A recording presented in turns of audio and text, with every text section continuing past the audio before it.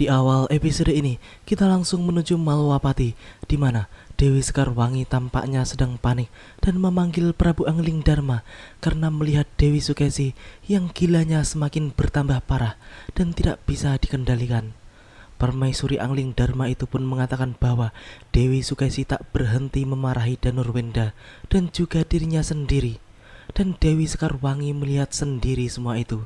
Di tengah pembicaraan mereka, tiba-tiba datanglah seorang dayang yang melaporkan bahwa Dewi Sukesi memanggil-manggil nama Prabu Angling Dharma seperti orang halu tingkat tinggi.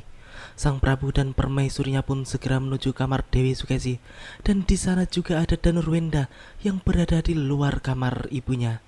Mari kita lihat. Jangan, Romo. Kenapa? Lebih baik Romo melihat saja dari sini. Tetangga itu kepada para raja tetangga yang menyembahnya, Prabu Anom Danurwenda bicara. Para raja tetangga yang saya hormat. Ya, Angling Dharma pun benar-benar tidak habis pikir bahwa ibu Danurwenda bisa sedemikian parah halunya. Dewi Sekarwangi yang hendak melihatnya pun langsung dicegah oleh sang Prabu karena kegilaan Dewi Sukesi benar-benar sama sekali tak patut untuk disaksikan. Danurwenda sendiri benar-benar malu dengan romonya karena bundanya kini benar-benar mempraktekkan sendiri kegilaan yang selama ini ia idam-idamkan untuk menjadikan Danurwenda sebagai Raja Malwapati. Kasihan kamu, Salindri. Kasihan karena kamu tidak ikut menikmati hari-hari yang bahagia ini. Salindri, nasibmu seperti Kiparusa, Salindri. Kenapa kamu harus mati seperti Kiparusa?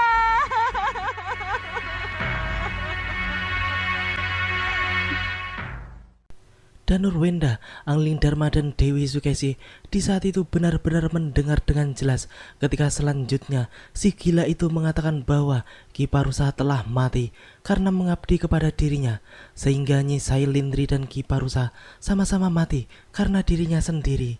Ia pun meminta maaf kepada Kiparusa karena harus mati demi membela momongannya, yaitu Danurwenda. Ya, akhirnya rahasia yang selama ini ditutup rapat Dewi Sukesi akhirnya diumbar sendiri dengan karma gila yang harus dijalaninya. Romo dengar apa yang dikatakan Bunda? Iya, Romo dengar. Jadi Bundalah yang telah. Tenang, Danurwenda. Tapi Bunda keterlaluan, Romo. Bunda berlebihan. Sudah berkali-kali Nanda katakan, Nanda tidak tertarik sama sekali dengan. Iya. Nanda bingung, Romo. Bingung. Pada awalnya Nanda sangat terpukul dan terharu pada Bunda. Tapi sekarang Nanda sangat kecewa pada apa yang dilakukan oleh. Di tengah pembicaraan mereka yang diwarnai kebingungan, dilema dan kekecewaan itu, tiba-tiba muncullah Patih Batik Madrim yang melaporkan kepada sang Prabu bahwa Sengkang Baplang dan pasukannya telah berada di depan gerbang Malwapati dan siap untuk menyerang. Angling Dharma pun benar-benar terkejut mendengar laporan tersebut, apalagi kini dirinya sedang dilanda kekalutan. Angling Dharma pun kemudian menekankan kepada patihnya bahwa mereka harus mencegah Sengkang Baplang untuk tidak mengeluarkan ilmu guntur saketinya, dan hanya Pasopati yang bisa mengalahkannya. Setelah itu, mereka bertiga pun segera keluar untuk menyambut serangan Sengkang Baplang. Hanya Pasopati yang bisa menahannya. Ya. Baik, Dinda. Bunda, pamit mundur.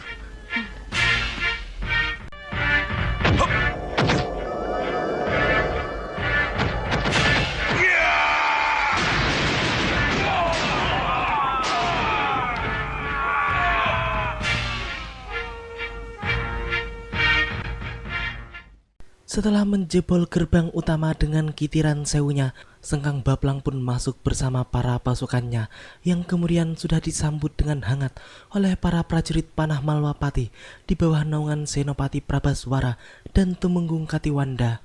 Setelah mendengar perintah dari Senopati Prabaswara, para prajurit tersebut pun segera melepas panahnya ke arah Sengkang Baplang.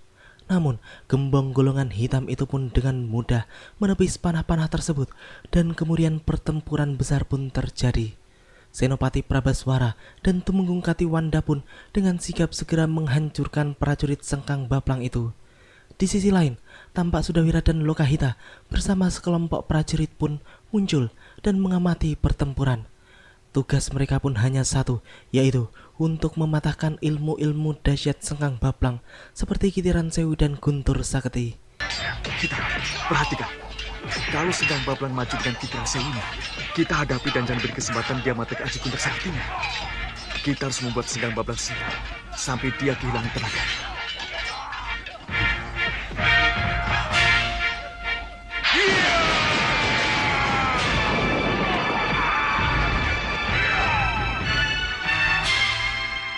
Bisa saja Pasopati langsung direntangkan. Tapi tidak kesatria kan? Kalau begitu, izinkan Kanda yang maju. Biar Anda saja yang maju, Romo. Hei, tunggu! Biarkan Kanda. Tapi Kita perlu memulihkan kembali semangat dan rasa percaya diri Danurwenda. Biarkan dia maju, Kanda. Ya, kali ini giliran Danurwenda yang langsung menghadapi Sengkang Baplang. Dengan semangat berapi-api, Danurwenda pun ingin menunjukkan kepada semua orang bahwa dirinya sudah memiliki kemajuan pesat dalam ilmu olah kanuragan. Hal itu terlihat dari gerakan jurus-jurusnya yang terlihat lebih matang. Bahkan Sengkang Baplang pun bisa dikalahkannya. Setelah merasa kalah dalam hal ilmu olah kanuragan, Sengkang Baplang pun kemudian langsung mengeluarkan pukulan Kitiran Sewunya.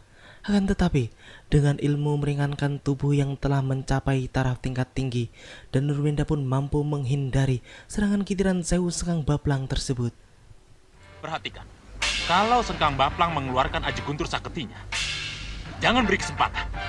Kita harus kalahkan dia. Kapan kita mulai penyerangan? Nanti, di saat Sengkang Baplang matek Aji Guntur Saketinya. Kitiran Sewu!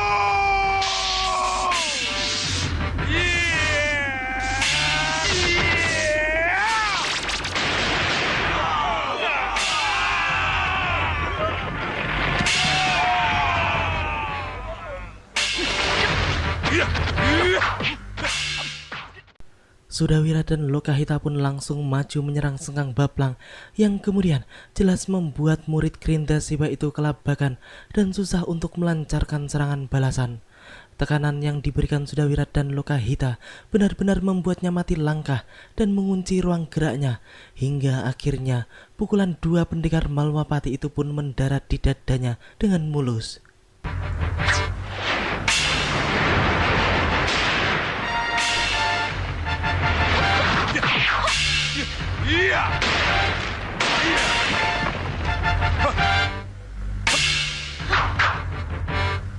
Guntur Saketi! Guntur Saketi!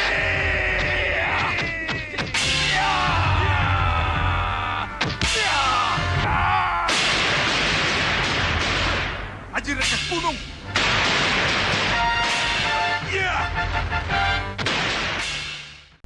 Sengkang Baplang pun terkejut karena ia mengetahui bahwa ajian Rengkah Gunung Sudawirat mampu menggagalkan Aji Guntur Saketi miliknya. Lokahita pun kemudian berpendapat bahwa mereka harus menyatukan ilmu mereka untuk menghancurkan Sengkang Baplang. Karena telah terbukti bahwa Aji Rengkah Gunung yang luar biasa itu pun belum mampu untuk melukai Sengkang Baplang. Senopati Darmayuda pun kemudian memerintahkan dua bawahannya untuk mempersiapkan prajurit pemanah dan pasukan tombak dari segala penjuru yang tertuju ke arah Sengkang Baplang. Setelah itu, Sengkang Baplang pun kembali mematek ajian Guntur Saketinya.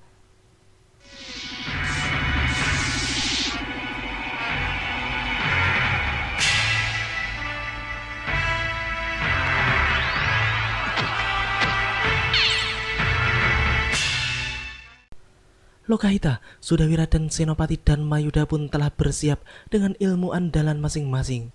Sedangkan Temunggung Katiwanda pun langsung memerintahkan semua prajuritnya untuk memposisikan diri mereka masing-masing. Dan ketika Sengkang Baplang telah benar-benar mematek ajiannya, mereka pun segera menggabungkan kekuatan ilmu pamungkas mereka untuk menyerang Sengkang Baplang.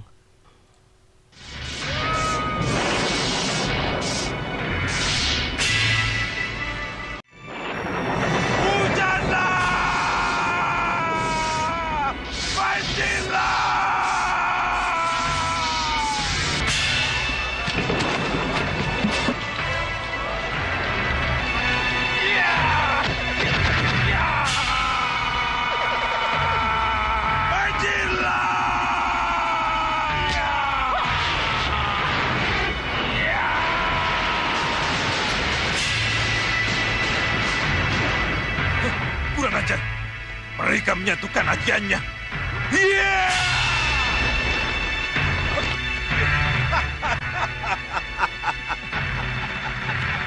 Kurang ajar. Sengkang Baplang masih tetap ada.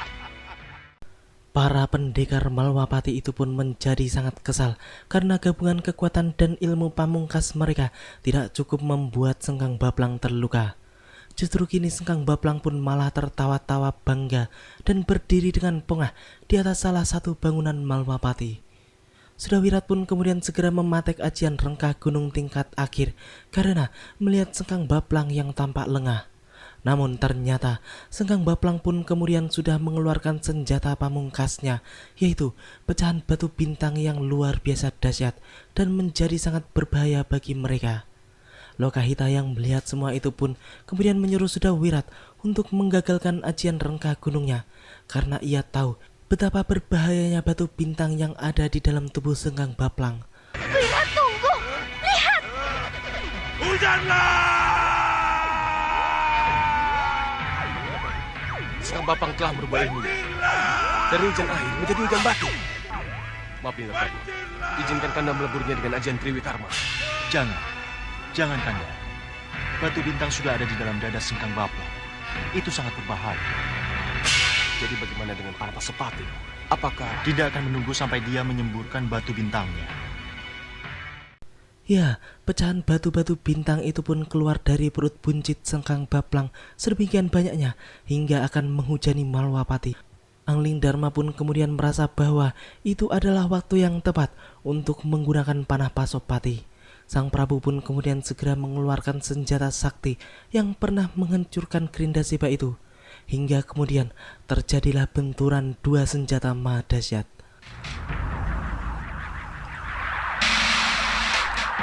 Hancurkan Malwapati!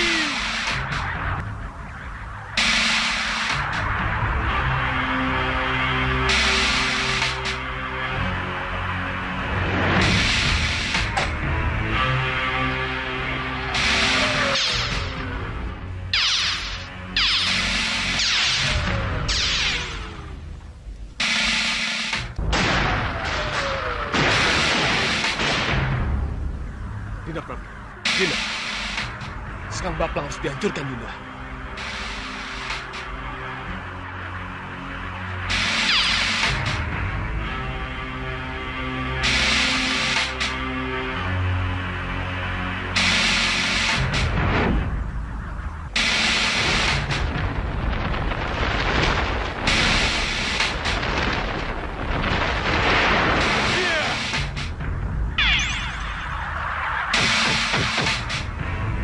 Akhirnya, Sengkang Baplang pun lagi-lagi diselamatkan oleh Grindaseba.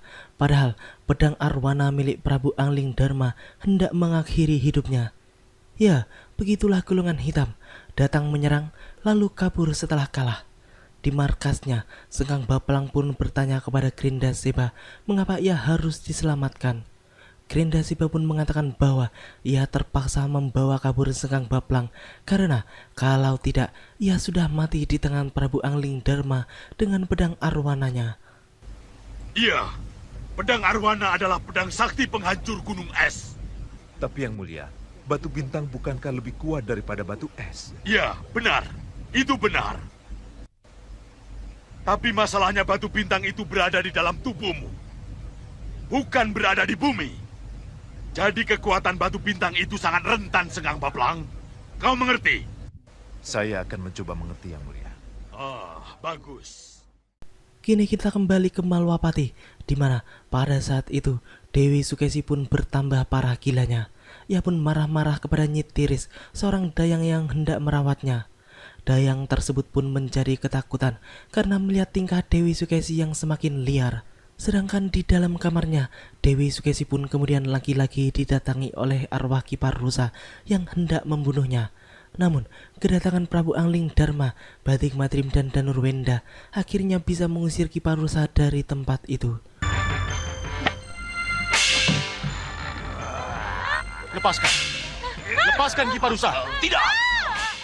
Lepaskan atau... Tidak! Lepaskan Kiparusa! Kamu sudah mati Kiparusa! Kembali ke alam!